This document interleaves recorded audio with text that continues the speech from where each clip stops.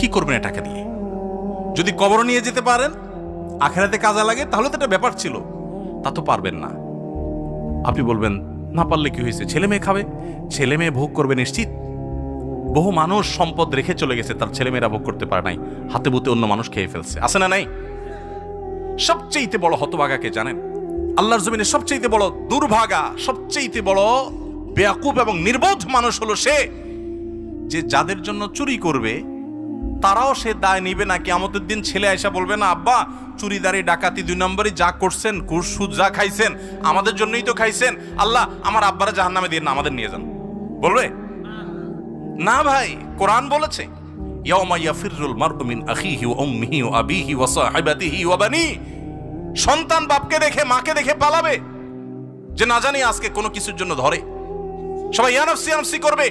যাদের জন্য চুরি করবেন ওরাও দায় নিবে না, আপনার মতো